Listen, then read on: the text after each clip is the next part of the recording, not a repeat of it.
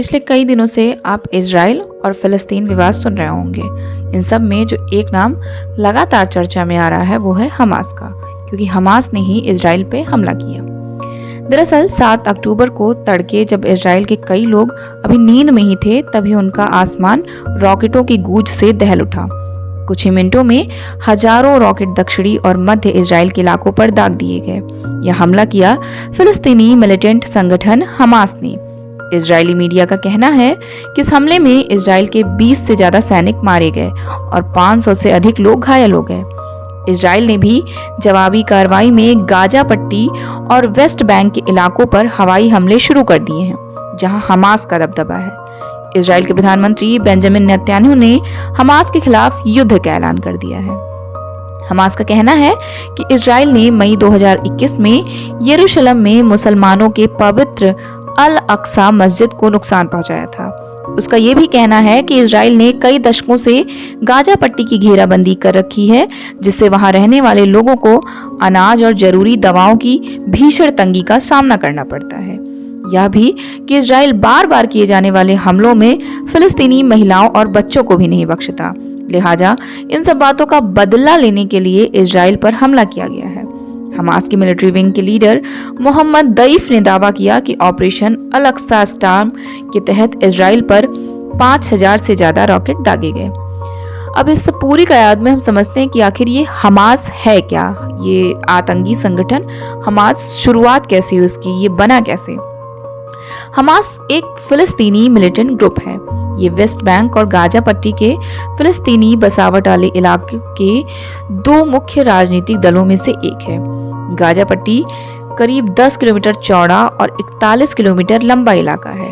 वहां 22 लाख से ज्यादा लोग ठूसे हैं एकदम से। उस इलाके पर अभी हमास का नियंत्रण और शासन है। हमास अपने राजनीतिक विचारों में उग्रता और गतिविधियों में हिंसा के लिए जाना जाता है। एक तरह से यह मिलिट्री विंग ही है। इजराइल, अमेरिका, यूरोपियन यूनियन और ब्रिटेन सहित कई देश इसे आतंकवादी संगठन घोषित कर दिए हैं। इस हमास का गठन कैसे हुआ था, कब हुआ था, इसकी शुरुआत कब हुई थी? कागज पर कोई देश बनाने का मतलब नहीं। अगर हम फिलिस्तीन चाहते हैं तो हमें फिलिस्तीन की जमीन चाहिए। हमारा राष्ट्र इस्लामिक होगा। फिलिस्तीन की समस्या का एक ही समाधान है, जिहाद। साल 1987 में हमास का गठन हुआ और इसके 1 साल बाद ही यह इंटरव्यू दिया गया। शेख अहमद यासीन ने 12 साल की उम्र से लेकर 2004 में अपनी मौत तक करीब 55 साल शेख अहमद ने व्हीलचेयर पर ही गुजारे। उस पर मसला यह कि उसकी आंखें भी जा चुकी थी। उसे बहुत धुंधली सी परछाइयां ही नजर आती, लेकिन व्हीलचेयर पर बंधे हुए ही उसने मुस्लिम ब्रदरहुड की फिलिस्तीन शाखा को स्थापित किया और 1987 में जब इजराइल के कब्जे वाले फिलिस्तीनी इलाकों में हिंसक विरोध प्रदर्शन हुए, तमाम जाने गईं, तो उसने नींव रखी हमास की। हमास के 2 मुख्य आधार बनाए गए, धर्म और इजराइल के खिलाफ युद्ध। शेख अहमद खुद तो नहीं देख सकता था, लेकिन उसने हमास को राह दिखा दी युद्ध की। यही चीज इस संगठन के डीएनए में शामिल हो गई। 1950 के दशक में ही फिलिस्तीनी में फिदायीन लड़ाके उभरने लगे थे। ऐसे सशस्त्र युवा जिन्हें न मारने से डर लगता और न मरने से। हमास के गठन के बाद ये लड़ाके ही आधार बने उसका। बहुत से लोगों के लिए हमास की सशस्त्र शाखा इज़ अद-दीन अल कसम ब्रिगेड ही असली हमास है। दरअसल इजराइल ने 1967 के इजराइल अरब युद्ध में जीत के बाद फिलिस्तीन के 2 इलाकों का वेस्ट बैंक और गाजा पट्टी पर कब्जा कर लिया था। उस कब्जे के विरोध में फिलिस्तीनियों ने विद्रोह शुरू किया। उसे इंतिफादा नाम दिया गया। पहले इंतिफादा की शुरुआत के बाद 1980 के दशक में हमास की स्थापना की गई। हालांकि इसके गठन का संबंध फिलिस्तीनी मुस्लिम ब्रदरहुड से भी जोड़ा जाता है। कई दशकों तक फिलिस्तीन मुस्लिम ब्रदरहुड टकराव से परहेज करते हुए अपना आधार बढ़ाता रहा। सशस्त्र संघर्ष उसने शुरू नहीं किया, लेकिन जब 1987 में पहला फिलिस्तीनी इंतिफादा शुरू हुआ तो फिलिस्तीन मुस्लिम ब्रदरहुड ने खुद को बदलने का फैसला किया।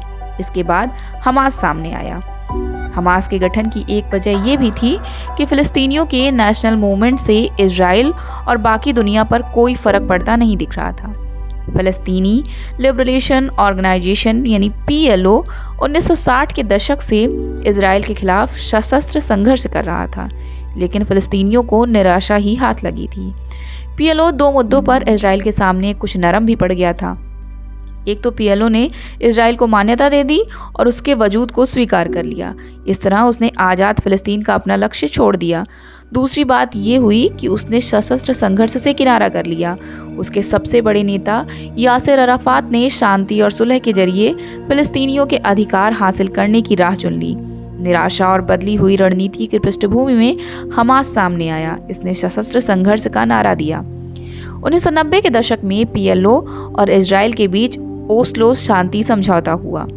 इसमें पीएलओ को फ़िलिस्तीनियों का प्रतिनिधि माना गया था। इस समझौते का मकसद फ़िलिस्तीनियों को सेल्फ डिटरमिनेशन का अधिकार देना था। इस तरह इजराइल के बगल में फ़िलिस्तीन देश बनता। लेकिन हमास इसके खिलाफ था। उसका मानना था कि इस तरह तो फ़िलिस्तीनी शरणार्थी उस जगह पर लौटने का अपना अधिकार खो बैठेंगे जो 1948 में इजराइल ने उनसे छीन ली थी। ओस्लो शांति समझौते को पलीता लगाने के इरादे से हमास ने आत्मघाती हमले शुरू कर दिए। इनमें कई इजरायली मारे गए। जवाब में इजराइल ने हमास के एक बड़े नेता याह्या अय्याश को 1995 में मार डाला। बाद में इजराइल ने ओस्लो शांति समझौते से हाथ खींच लिए। हमास के हमलों से बने माहौल में इजराइल में बेंजामिन नेतन्याहू जैसे नेता का उदय हुआ। नेतन्याहू ओस्लो शांति समझौते के सख्त खिलाफ थे। कुल मिलाकर ओस्लो शांति समझौता टूटने में हमास के साथ इजराइल के नेतन्याहू जैसे कट्टर विचारों वाले नेताओं का भी हाथ था।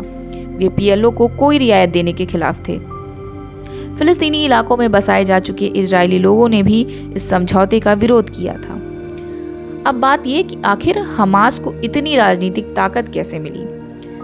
दरअसल साल 2006 में वेस्ट बैंक और गाजा पट्टी में फिलिस्तीनियन लेजिस्लेटिव काउंसिल के चुनाव कराए गए। उसमें हमास ने बड़ी जीत दर्ज की। इसकी एक वजह तो यह थी कि इजराइल के बार बार के हमलों में अपने लोगों को खो चुके फिलिस्तीनियों ने हमास को जमकर सपोर्ट किया। वहीं गरीबों और ज़रूरतमंदों को मदद देने की हमास की रणनीति से भी कई लोग प्रभावित हुए। तीसरा बड़ा कारण था शांति प्रक्रिया की विफलता।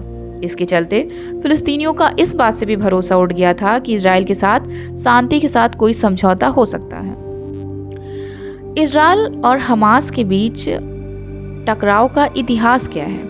देखिए, दोनों पक्षों में रह रहकर हिंसक टकराव होता रहता है। इससे पहले सबसे खतरनाक टकराव हुआ था 2014 में।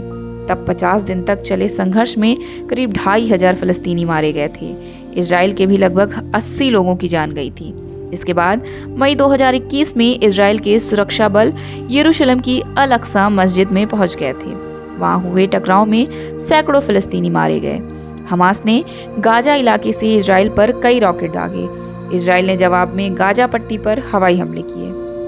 11 दिनों तक लड़ाई चली। इसमें गाजा के कम से कम 250 लोग और इजराइल के 15 लोगों की जान गई।